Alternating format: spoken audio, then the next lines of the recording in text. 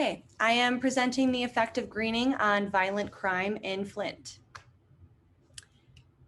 If you search Flint, Michigan in Google, in addition to the Flint water crisis, you're bound to find yourself in a web of headlines surrounding the history of violent crime plaguing the city. The vehicle city has faced over a century of structural violence. As the birthplace of GM in 1908, Flint thrived with the rise of the auto industry. However, for GM to expand, Flint neighborhoods such as St. John were demolished and residents were displaced. Just like other northern US cities during the Great Migration era, government and community institutions normalized social inequalities like redlining, discriminatory loan practices, and white violence against Blacks, resulting in the formation of the Flint ghetto. In 1997, after a failed attempt to save GM's Buick division, the company announced its divestment from Flint, taking the city's biggest job industry with it and leaving behind a community forced to fend for itself. Since 2010, Flint has been named the most violent city in America 3 times over and remained in the top 10 until 2019. The city makes up less than a quarter of the total Genesee County population, yet accounts for almost 67% of all violent crime committed. In 2020 alone, Flint totaled almost 2,000 violent crimes, including 61 homicides.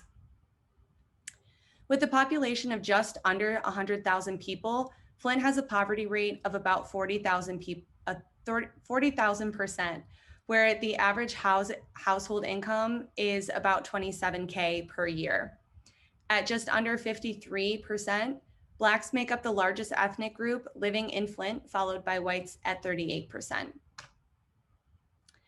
Media outlets highlight Flint's violence through headlines like Murder Town USA or Most Violent City in America, while Flint officials put the cause of violence on illegal guns. Understandably, Flint residents are afraid of leaving their homes and rarely engage with law enforcement due to a history of calls going unanswered.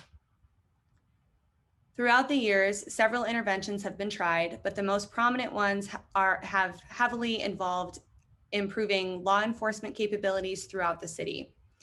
While these programs have had some success at reducing crime and removing illegal firearms throughout the city, the top-down approach leaves community members out of the discussion and doesn't get to the root of the problem. The Clean and Green program was implemented in 2004 by the Genesee County Land Bank as a way to clear blight from the vehicle city.